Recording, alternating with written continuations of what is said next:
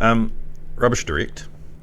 What's the history there? Because when we first started building management, I think they maybe had not started yet. So that was around about 2003. And we used to have to put the bloody bins up on the street, and like every week you'd have to put like 40 massive bins out. And then when we sort of came back into the city, it was like this thing called Rubbish Direct was there, and it was like, wow, game changer. Yeah. When did it start?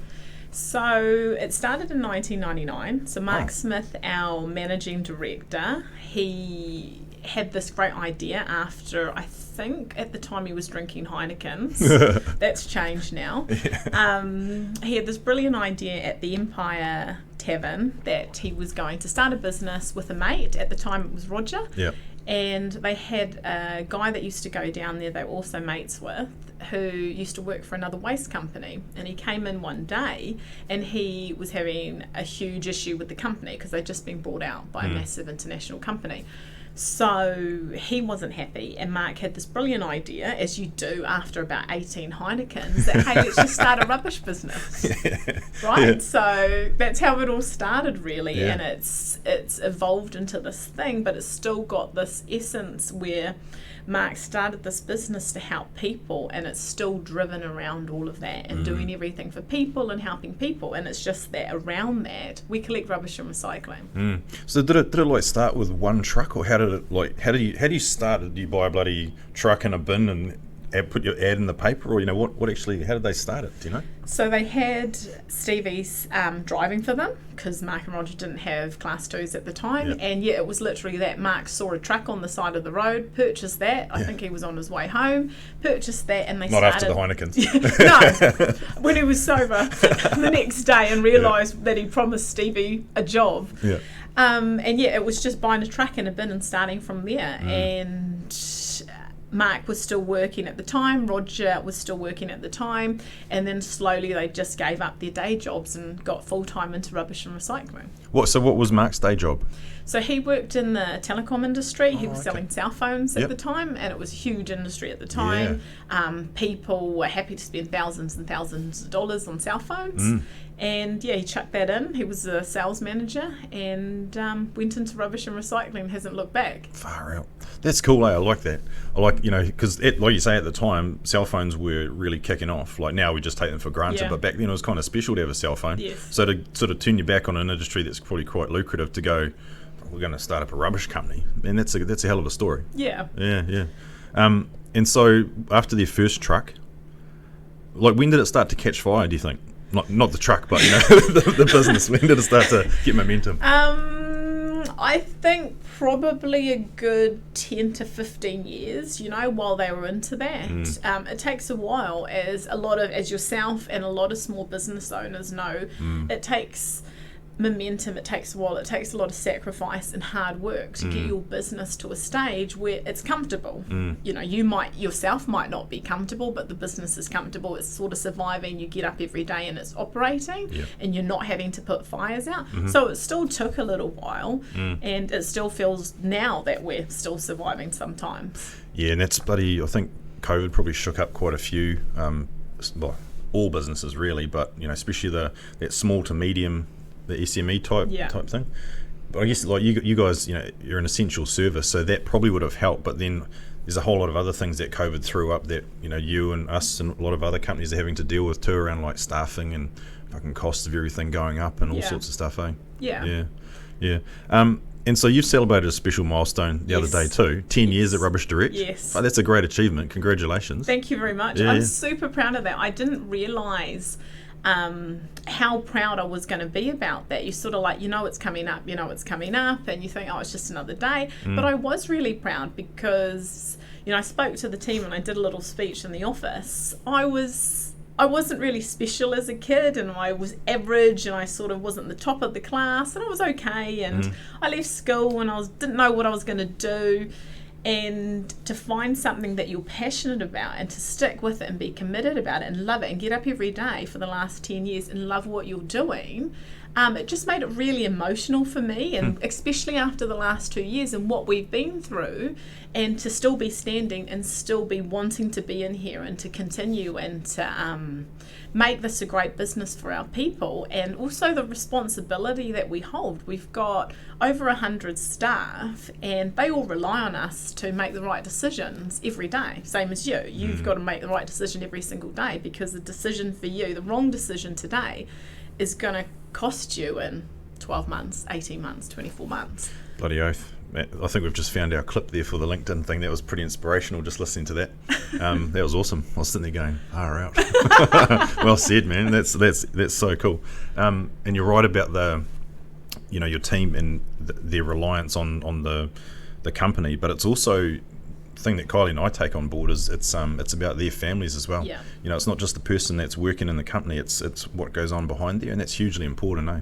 And you guys must sort of recognise that too with your team. Yeah, it's the same thing. It's you realise that you're not just looking after that guy or that lady, you're actually looking after their wife, their kids. And then we do a lot of stuff with immigration. We bring people in from overseas, and they've given up their whole life from wherever they've come to be here.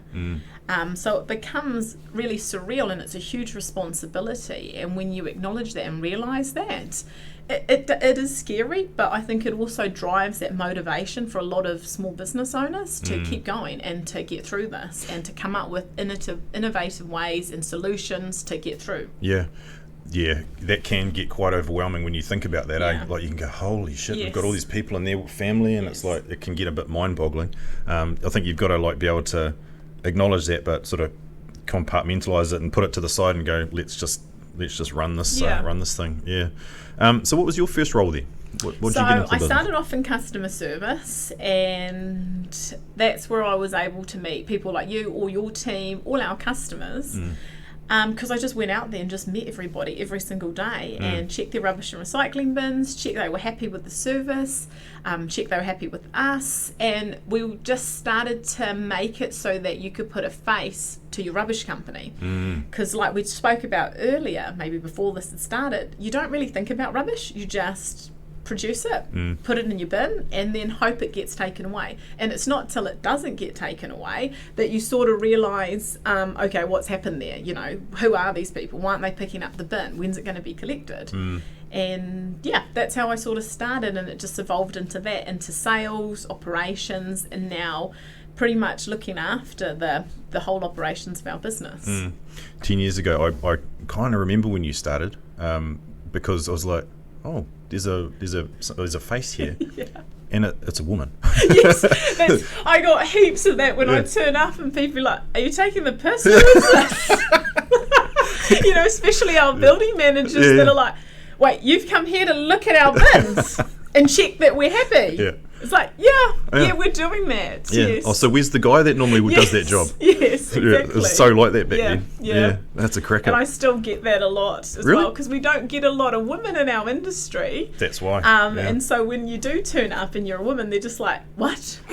Why? How much are you getting paid to do this? So yeah. Yeah, you the fill-in, the temp. Yes, far out, all these chauvinist attitudes, eh? Yeah. It's so bullshit. But yeah, I mean, I remember that, and I remember it going from, because I think Roger used to do a fair bit of that. Yes. And then when you started doing it, it was like, oh, this is refreshing. And you actually listened. Yes. Because Roger's cool. Things. Yeah, but he'd be like, oh, yeah, and go away, and it probably wouldn't happen as quickly as when you started doing it, if there were any issues. But I remember those early days really well with, Sean Burke and stuff like that. Great team you guys had, and you still have a great team. But yeah, there was the cool days back in those days, like early sort of mid 2010s and all that sort of thing. Eh?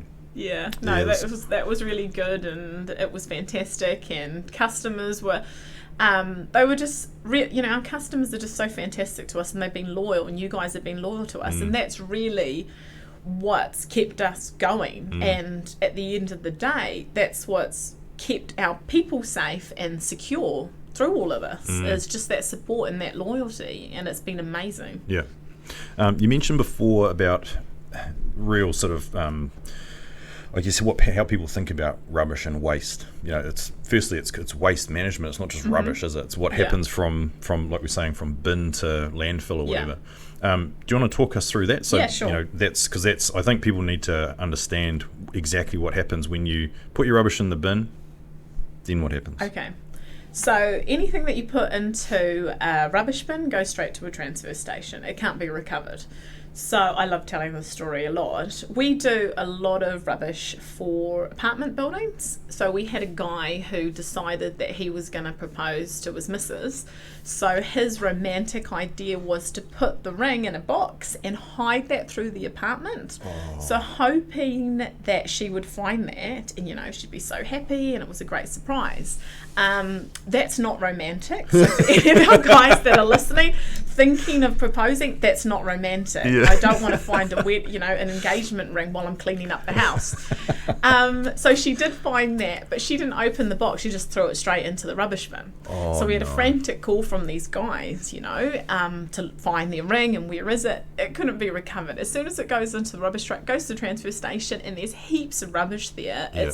So there's a diamond ring somewhere in the transfer station. I'm sure there's Still? lots of really valuable things that people have accidentally thrown away. Oh, no. So it just goes straight there and straight to landfill.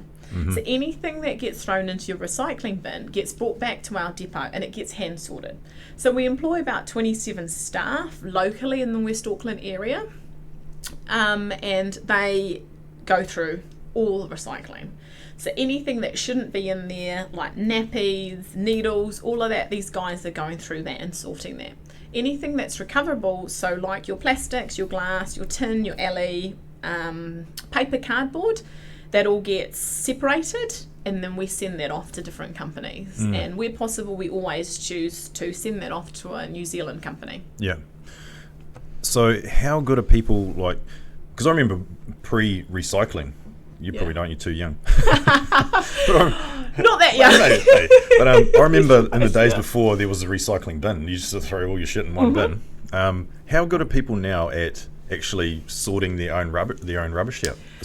Must have improved over the years, surely. It's improved, but we still probably get 60% of everything that we bring back is contaminated. Oh, where they've got the wrong stuff in there, food waste in there, it's not recyclable, and yeah, it's just rubbish. 60%. Really. Yeah, especially for our apartments. Oh, really? Yeah. I reckon people that live in apartments have this expectation that someone else will do it. Yes. Because there's a building manager, there's someone else someone will pick that up. There's a cleaner, I'll just leave my stuff wherever and someone will deal with it. Whereas you've got to be a bit more, I guess, responsible in your own property, in your own home if you live in a house. But yeah, there's just that little bit of expectation that someone else is going to clean up the mess. Yeah, and I think the mix is really different. We see it's different when there's apartments with owner-occupiers. The recycling's a lot cleaner, a lot better quality than if it's more transient and they're more rented out properties. But it's still a challenge because you're trying to get through to hundreds and hundreds of people in an apartment rather than someone who's living in their own home or their own house. Where you can just speak to them directly. Yeah. So the rubbish is in the bin. Yeah. You guys, how many trucks do you guys got? Nearly 40 now. Holy probably. shit! Yeah. 40. Yeah. Bloody hell. Okay, so one of the 40 trucks comes and picks up the bins. They tip them into the. I'm talking about general rubbish, not recycling. So they tip it into the truck. The truck goes back to the depot once it's full. Yeah. And then what happens? So rubbish, if it gets tipped into the truck, that goes straight to a transfer station. Yep. That won't come back to our depot. Yep. It's only the stuff that's in your recycling bin that goes into the back of the truck that comes back to the depot, gets tipped out onto the floor and put through a hopper and it gets run down a sort line. Right. And then our guys are manually hand sorting that. Yeah. So you guys got your big facility out in Glendine, eh? Yes. So you got the big facility there, the recycling truck now. Yes. Comes in, empties the bins, and there's a massive conveyor belt, eh? Yes. Yep. And then they just sort through that. They just hand sort that. They're pulling out the alley, paper, glass, everything. How many tons a day? Do you know?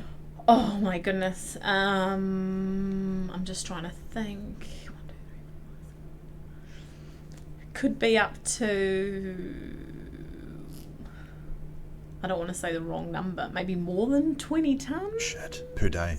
Yeah. Wow. Mark's probably going to text me and go, no. It's 21. No. Yeah, a lot of recycling. We do heaps of apartments. Yep. You know, we're all over Auckland, so it's a lot of recycling from south, west, north, the CBD. Yeah.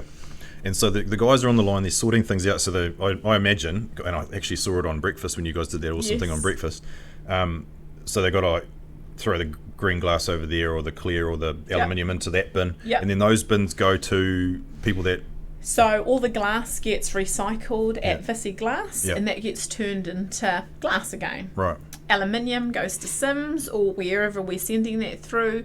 Plastics, depending if it's HDP or PET. So HDP will go to Replas in East Tamaki. PET will go to Flights Plastic in Christchurch. Paper and cardboard goes to OG. Oh, yeah. Shit. Yeah, they're sorting everything. It's crazy to see. Yeah. It's fascinating, eh? And then that stuff all gets, reused again. That's the point. Yeah. And turned into whatever product it's going to be turned into to be reused. Yeah. But then the rest of the stuff just goes into a landfill. Yeah. Yeah. Yeah.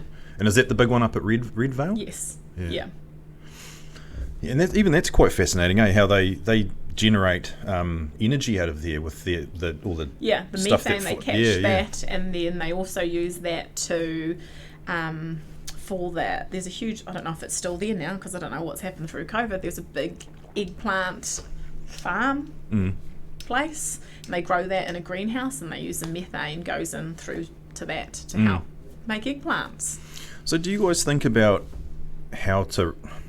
You're in the business of collecting waste, essentially, collecting it and dealing with it.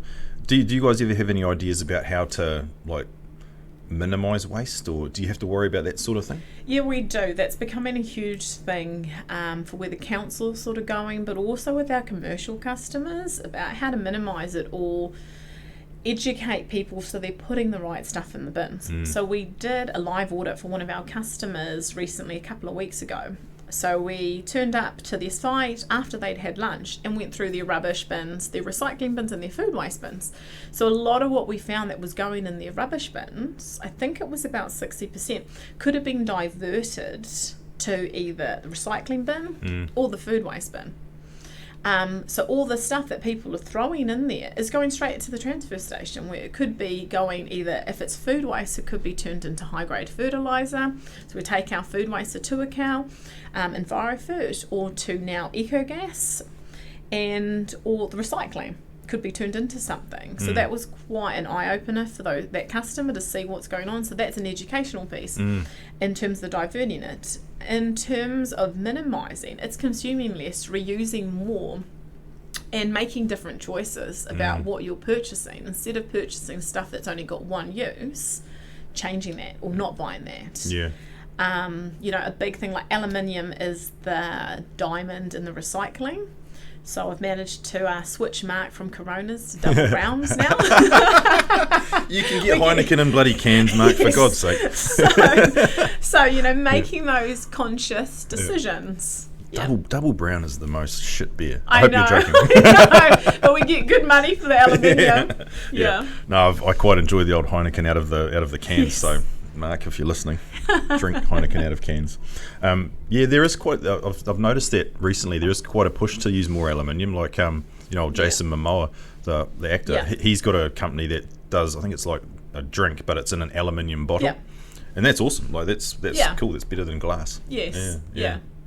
And so, but that message that you guys are trying to, like, you do these little case studies and stuff, and do you have to do it per business, or can you sort of educate like your whole sort of client base at one time or anything? So we're trying, and it's really great with our commercial customers because they're super open about this information. They're engaging us and involving us, and they're happy for us to share this with other commercial clients, so that it's other people who maybe can't afford to have an audit done or don't have the budget to really employ a sustainability team are able to use this stuff in their businesses. Yeah.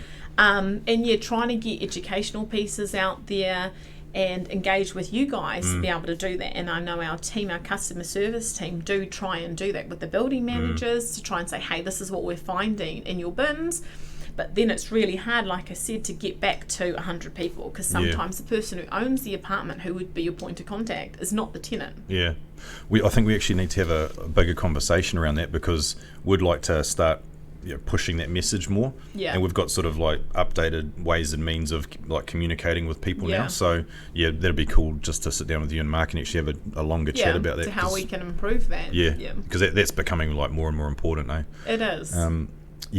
No, that's good. It's good to hear that sort of things happening too. It's it's hugely important, the recycling and all that sort of thing, making sure stuff doesn't go to landfill and is like polluting the groundwater. But it's also like, we understand, like, it's fine for us who we're in the industry, so we see it. We can tell the difference between HDPE, PET, polystyrene, PLA. We can tell all of that. But for someone who is living in an apartment or a home, it's really confusing. Like, I'll get my sister taking pictures of stuff and go, which bin does this go in? Yeah. Which one should, is this recyclable? Is this not? And I guess it's that, us pushing more on what it is and spending time on educating people. You talk about your sister asking you questions. So how's your own rubbish and recycling practices at home? You guys aren't like the builder's house or the mechanic's car or anything like that?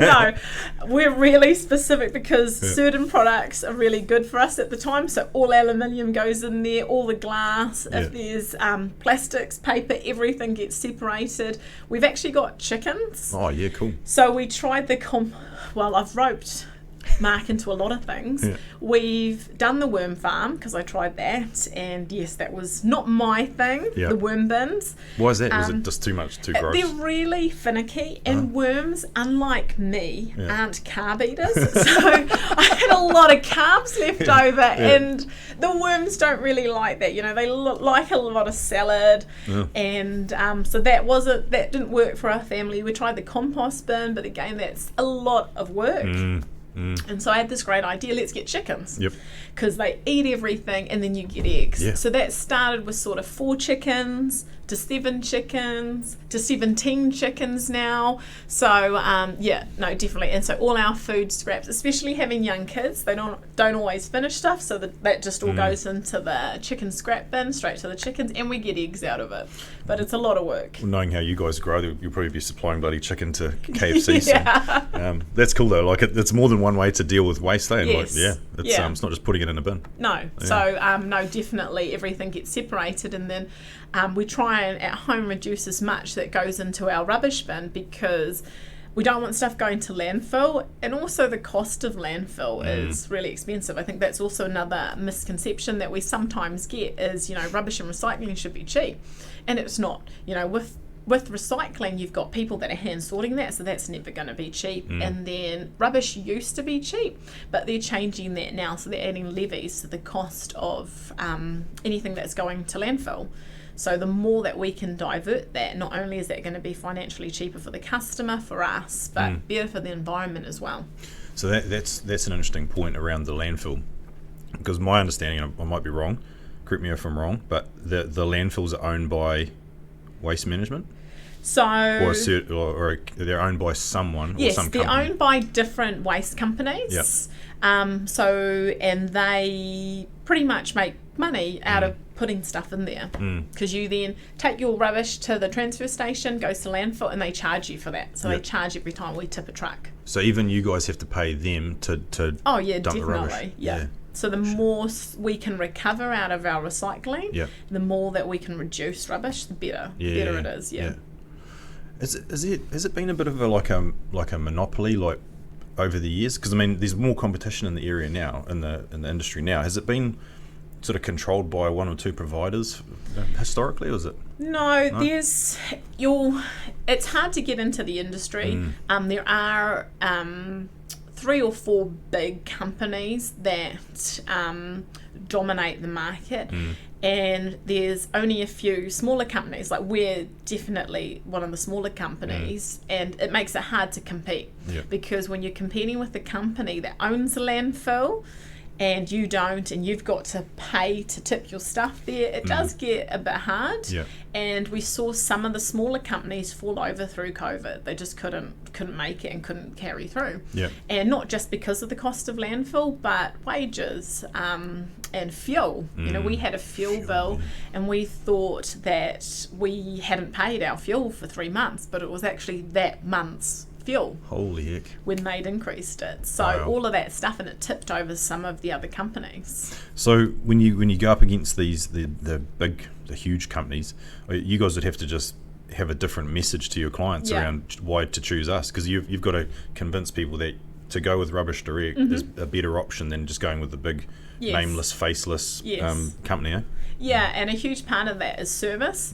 We try and push that, but service, you know, what does that mean? You know, people, what does that mean? You know, I get my bin gets picked up every week. Is that service?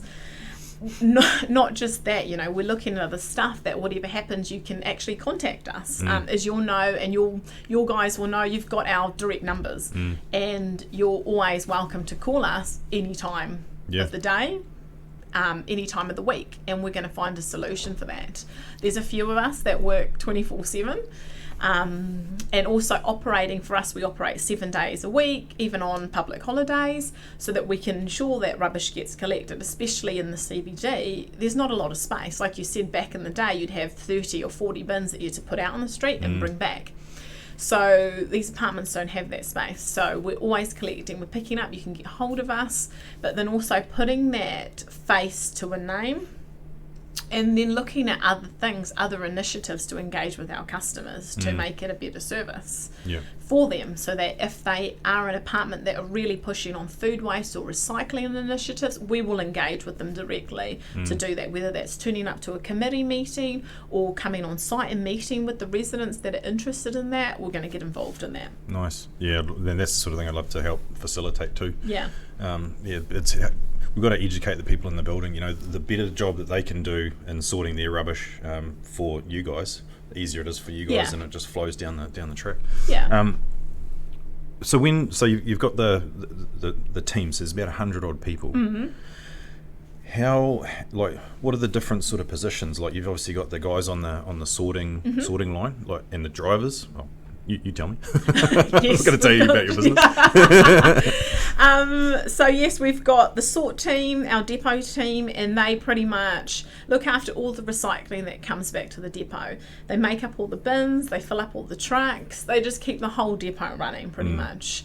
Then we've got our driving team, and they're really the face of the company, because those are the people that you even are going to see most of the time on your site. Yep. And then we've got the management team that look after that, which we've got our depot manager, our logistics managers that look after that team, and then we've got the rest. You know, we've got our sales guys, our accounts and admin. We've got IT workshops, so we look after all our own trucks. So we service them, do all the ABC services, wash them. So all of that's done out in our site in Glendine. Man, that's awesome. And does Mark ever sort of look back and go, oh, that one truck and those 18 Heinekens, and now we've got a IT manager and a bloody service depot and all this sort of thing? Does he ever you guys ever look at that and go, far out? He does. It's especially, I think, since last year to now, it's really been an interesting time for him, and to be reflecting on that, to be reflecting on why he started this business and using that as his motivation to continue, because it's been really hard. You know, when you've got a business that's making X amount of revenue and it's no longer making that revenue, but the cost of everything is going up, it gets scary. Yeah. And also that the labour shortage, we do have a labour shortage, and finding the right staff and finding people. And it's not, people are just looking at different options now, because they've been through the last 2 years. So it's actually, I want work from home, or I don't want to work in this job, or I want to try something new, or I want to do something different. And I don't blame them. But it's balancing everything. It's balancing staff, people, and then reflecting on, wow, look at where we are now, the trucks, the people, and then trying to keep that going. it's like this bloody perfect storm of all these things. That it's almost like someone's out to just nail businesses at the moment. Yeah, Let's put the costs up of everything. Let's create a shortage of staff. And it's just, man, it's tough. It gets pretty close to the bone at times. Like we're no different. Like we're just like, sometimes we're like, whoo, that was a tight month. Yes. And it's like, you guys would probably be the same because you're a much bigger team and stuff, and you've got like you're running the trucks and all that sort of thing. One thing I really love about, and I didn't know this until like just recently, is that you guys do a hot meal every day for your team. Yeah, we do. How did that start? So that started, and so before COVID or through COVID, I can't even remember it now. We got engaged in a guy called Craig Evans. And we reached out to him because we were really struggling. We weren't sure, and I'm sure every small business has this point where they're like, are we like little town mouse? Is that why we can't scale and we can't grow? What is it about our mentality? What is it about what we're doing? So Craig Evans, who worked for Main Freight, he's now moved on. He's going to do something in Christchurch, I think he'd said, as he engaged with us, and we reached out to him, and he just went, yes, I'll help you. And we were really surprised that somebody just gone, yep, don't know who you guys are, but yes, I'm going to give you my time and everything to help and get you guys through this. Sure. And he sort of looked at our business, we told him what we were dealing with, and gave us some ideas. So there's a heap of ideas that he's given us that we've engaged. One of the things that they do is they provide a hot meal to all their staff. At Main Freight? Yes, at Main Freight. So we sort of looked at that and we were like, okay, and then we watched all our staff through COVID, and a lot of the takeaway places when we were in like that level 4 lockdown or whatever, I don't know, green, orange, whatever it was. Blue, yellow. all the hospo was closed, and our staff are used to going down to the bakery and getting something, or popping here and getting food. They didn't make food or bring food to work. So they were forced in a situation where they had to go to the supermarket, have $30 or $40 to buy food to make a meal. And for whatever reason, that skill has been lost through that generation of budgeting, cooking, and that really surprised us, and we sort of take that for granted because we do our shopping and do our cooking and all of that. It's actually more about planning. Yes. Hey, cooking is planning. Yes. That's why my food bag is so, like, those sorts of things have taken off, because it takes away that ability to think. Yeah, sorry, you keep going. But the other thing was that budgeting. So they didn't have that, They didn't have that money to budget and put away for whatever reason. And so we were like, okay, we had Craig involved, and then Mark got thinking about it, and he said, we really need to get to a stage where we're providing meals for our guys. Our drivers start about 2 o'clock in the morning. Some of them come earlier than that, believe it or not. Sheesh, isn't that the day before? Yes, to get themselves organised, have a cup of tea, have some toast, and Mark was already providing breakfast and all that before, but he's like, hey, we've got to do this. Our people aren't getting food, they're working all day, the depots start really early. By the time they're finished, they're not going to go home, go to a supermarket, wait in a queue, go home and cook.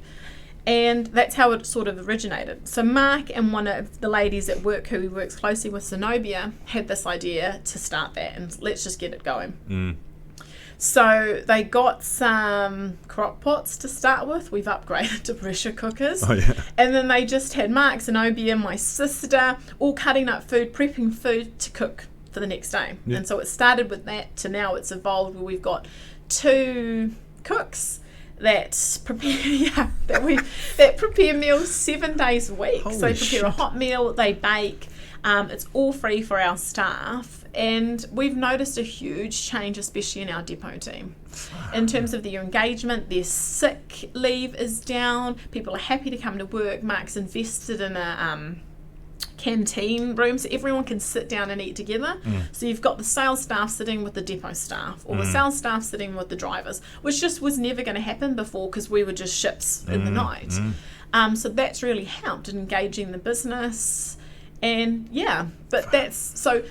Even one step further from that is our customers have actually provided that, because Mark doesn't have millions and millions and millions of dollars to provide that. Our customers have been loyal to us, they pay their bills, and then we've reinvested that money into looking after our staff and providing food for our staff.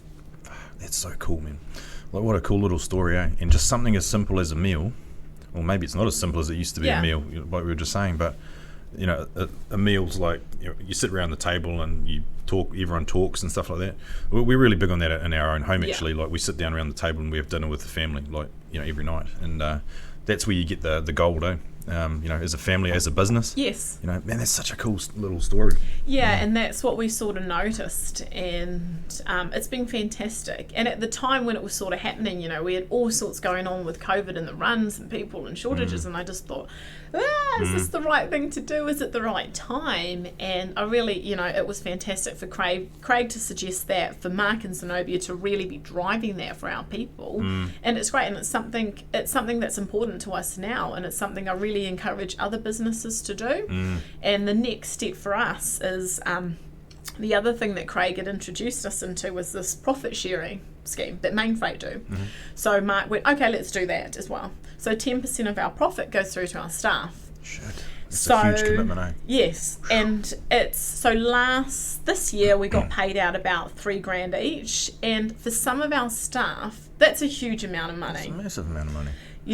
And the next step and the next thing for us is trying to get them that budgeting skills and education around that. So ASB have put their hand up to work with us in that space, where we want to teach them that and work through that, because it's just stuff that we take for granted, that we just don't realise, because we were either lucky enough that our parents were really responsible with money and passed that on to us, or some of us, our parents weren't responsible with money, and we're like, okay, we're not going to do that.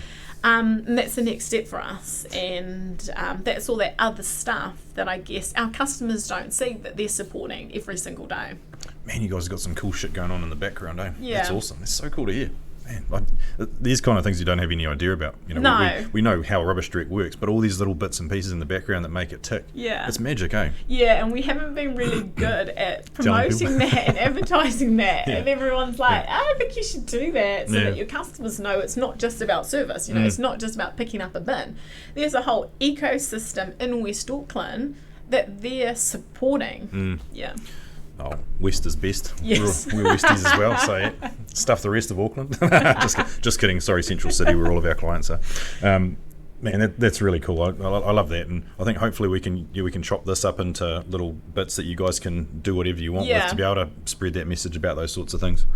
What do you think, like, apart from the staff and that, what do you think are the challenges that you've got coming up with the business? Like, is there anything in particular that you guys are going, we've got to really nail this in the next 12 months or 18 months or whatever? Probably just trying to be more efficient, with the cost of everything going up, with fuel, with wages.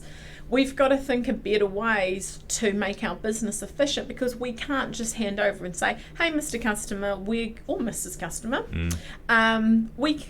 here's a 20% price increase. Because that's really what the cost of what we're having to deal with is costing us.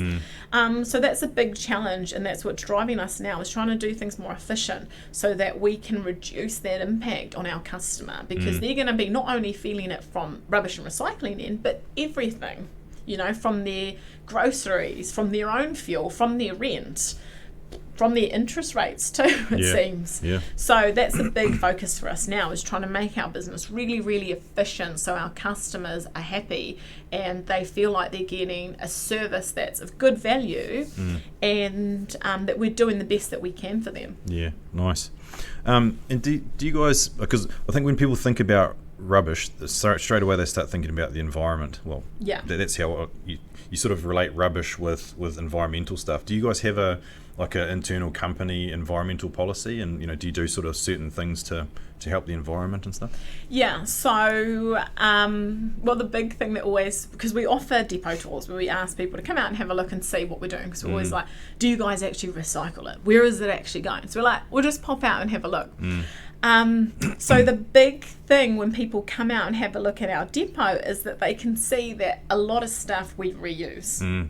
So you'll struggle to find a wall that's the same colour in our depot, because we get a lot of paint. And paint is really hard to dispose of. So we just reuse that paint and mix up colours. So every time a wall gets bashed in, we're like, that's going to be hot pink now, because that's all we've got left. So definitely trying to reuse as much as possible. Our sort line was an old sort line that we'd brought up to Auckland, and it was just refurbed. So we didn't buy new. So everything where possible, we try and reuse. If we get furniture from a commercial company that's doing a fit out, we'll reuse that. If we can't reuse stuff, our staff get first port of call, especially in apartments. Back in the day, in the good days where people were flying in and out, so when students came here to Auckland, then moved out, they just dumped their whole apartment into the rubbish room, and we'd pick that all up. So that's, fitted out a lot of our staff's flats or rentals or houses. That's been fantastic. We don't get that as much anymore. And it's because the building managers are quicker. They get in there first. I found some good shit in rubbish rooms like in the early days. I found a set of golf clubs. And, it's great. Yeah, that's right. So always reusing, and then we're ISO accredited as well. So we're always looking, we're audited for our environmental procedures and policies internally. We service our own trucks. So everything internally is to try and, not only from when it leaves the customer's side in our business, we try and reuse or make use of it, or ensure that if we can't do that, it's going to the right place. We had some issues with being able to send product. Where possible, we'll always send it over anywhere in New Zealand. That's always our first port of call. If we can't do that, then we'll stockpile it as much as we can till they're able to take it. And if we really can't do anything with that, we'll send it overseas, but we'll always look to see where's that stuff going, what are you doing with it. So we ask a lot of questions about that, which is why we bring all our recycling back to our depot and we don't send it somewhere else, because then we know exactly what's happening to it. Man, it's amazing. It's amazing to hear all the stuff that happens in your business. Like, it's not just bloody rubbish, hey? Well, shouldn't even say that, but it's like what you guys do with that stuff. I had no idea you did all that stuff. That's cool, man. That's so cool. It keeps us busy. Really busy. And how big's your bloody yard? You must have the yard must be quite big. We're very efficient with space. It's not that big, but we're really efficient in the process. So all our recycling that comes in, we have to sort it on that day. The bales that we store of product of cardboard or aluminium or plastics, that's got to be stored to a certain height and then removed. Everything has to be done efficiently for us, because we're only little. We don't have the ability to waste stuff or waste space or waste money. It's that Kiwi number 8 wire mentality. You've got to use the resources that are in front of you to do the best that you can. There's no waste. No, that's the wrong bloody word to use, isn't it? There's very little waste at our depot. But that's awesome to know.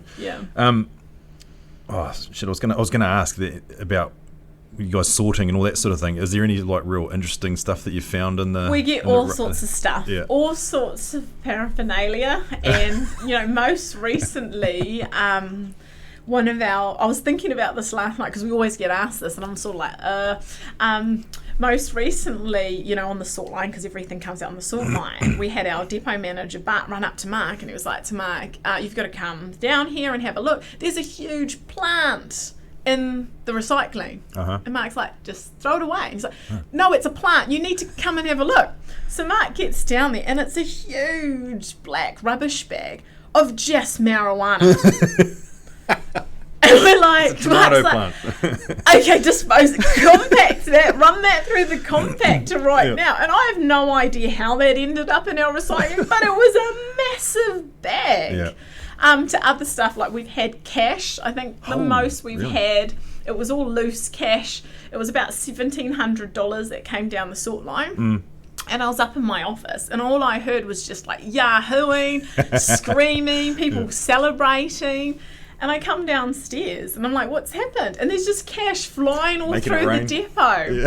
So when we get stuff like that, we'll always collect that, put it aside, because we don't know which customer it could belong to. And a customer might contact us and say, hey, I'm missing $1,700. Do you know where that's ended up in? Did the guy with the black rubbish bag contact you about that? No, he didn't, funny enough. So we store that aside, and if we don't hear from our customers within 9 months, then that just all goes back to the depot, and then they separate that and have that, and whatever it is that they find. If it's anything super valuable, like sometimes we get brand new phones, we'll put that aside again, waiting to see if a customer's going to contact us. If not, then the depot get free range over that. Because at what point, from an ownership point of view, at what point is that person's waste not theirs and then yours and then recycled? Does it become yours ever? It does. We say that it comes ours when it's when we collect it. But like your responsibility rather than But then we're obviously always going to give that back to the customer if they contact us and say, hey, this is missing or that's missing. And we have had times where that has happened, and that's why we keep certain stuff. We're like, this looks valuable, and the depot's really good with it. We say, hey, Shon, this looks like it's important. It's someone's suitcase with all their clothes, and we'll put that aside, or try and contact people. There's that old saying about one man's trash is another man's treasure. Yeah. So true, right? Like, because I mean, we go to the refuse thing out in Pārtiki Road every now and then, and there's always piles of good stuff next to the, lined up alongside where you tip your rubbish and that. Like, guys go through and sort that out, and we've had guys come up to us and say, oh, can we have that off your trailer? It's like, yeah, man, go for it. And I'd never say, oh, what do you want that for? Just like, fuck, you take it. I'd rather have it go somewhere else than just be thrown in there. It's rubbish, man. It's one of those things that we really we take it for granted. And especially in apartment blocks, like we were saying before. I think it's one of those things that once you put in the bin, you don't think about it anymore. Yeah. Because you're not putting your bin out every week. You're not wheeling your heavy recycling bin down to the thing full of glass bottles and wine bottles. Glass Heinekens. You're changing to aluminium now. It's way lighter on the recycling bin. And then you can get Kylie to wheel that out for you. Our kids take our bins out. They're good like that. Yeah, that's right. But they get bloody heavy with the glass. Yes. Yeah, but I think we've all got to... Because I remember I never used to recycle, and my dad gave me a telling off about it one time, and I was like, and this was like, I was probably like early 20s. He's like, what are you putting that in that bin for? I said, oh, it all goes to the same place. He's like, no. You got to sort that out. And I was like, But then I felt really stink about it, and I've been a recycler ever since, and quite sort of avid with it. But yeah, it's just, man, it's one of those things that we take for granted, and we're glad, like, we've got companies like Rubbish Direct there to do it. Just before we'll start to like wrap it up, there's a couple more questions I wanted to ask about. It's just eluded me now. You guys look after your clients really well. Thank you. Not just your staff, and we always love coming to the Rubbish Direct Christmas party. It's always a hell of a time. I think Kylie and I usually always last to leave. Yes. Most years. Are you guys doing that again this year? Most definitely. We've had a lot of inquiries about that one, which is always like, oh no, what's happened here? Oh no, they're just asking about the party. Yeah. Yes, we're definitely going to do that this year. We've got a couple of years to make up for, so it's going to be a big one. When was the last one? 2019 or 2020? It was 2020, and we'd organised it. I think it was the next day we were going into another lockdown. So we've got a few to make up for, and everybody's really keen and excited, and that's definitely on the cards this year. But that's the industry holds you guys in such high regard, and the fact that you guys do every year, everyone loves it. Like, no one goes, oh, that stink, I'm not going next year. Everyone's like, I can't wait for the next one. It's fantastic, and it's always a good time, and it's just great to like celebrate the year. And also, I think you guys, our building managers, they don't get a lot of credit for what they do. There's lots of stuff that happens in your industry, and because we're sort of close, we can find out. The stuff that you guys have to deal with. I'm just like, oh my goodness. And the calls and the times and the sacrifices. There's a lot that you guys do to keep the building running. And running smoothly. Yep, and it's nice to hear that you guys appreciate that from your point of view, and we appreciate what you guys do. What do you think you and Mark, or you first, but then if you might be able to speak for Mark too. What do you think you're most proud of with the business journey? For me, I am really proud of our people and how they've stepped up. They've had to make a few sacrifices through COVID to help the business in the long term, and also the people that have thrown in just more than we could ever ask, and we never did ask, and they just threw that in to keep this whole thing running and to make sure not only that our people were, were able to have this business, but also that our customers were still getting a good service. And ever so often the wheels sort of fall off, but they just turn up every day, and they just ensure that the rubbish and recycling is collected. So I'm really proud of that, and I feel privileged that we've been lucky enough to have these people working with us in our business that really care about it, that really care about what we're doing, and I think go back to that whole thing that Mark started this business for at the start at the Empire Tavern, which is, it's a people business. Whatever we could be doing, we could be doing rubbish and recycling, we could be selling widgets, but it's all about the people, and it's not just our people in the business but our customers. And yeah, I'm really proud of that, and I feel really lucky, and we wouldn't have been able to do this without them pulling in the effort and doing all the hard yards, because we operate 7 days, we operate as early as 2 a.m. to as late as 10 p.m. at night, and our guys just do that. If something ever happens, they'll go out. Our logistics managers will go out and do the run to make sure those bins get emptied.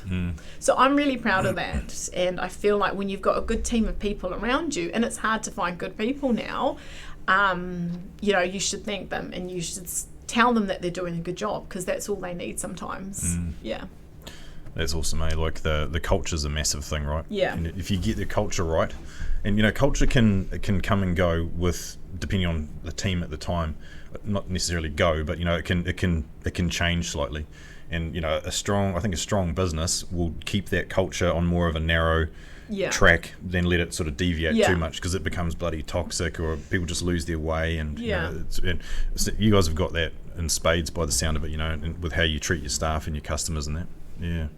So that would be the proudest moment for me. It's and it just makes me, it motivates me to keep going, and it's, I don't know how to describe it, but it is definitely, it's been hard. And I was saying to you earlier, I had 2 kids through COVID, so that's not easy, because it's like, oh my goodness, okay, add kids to the mix, and it's like, whoa.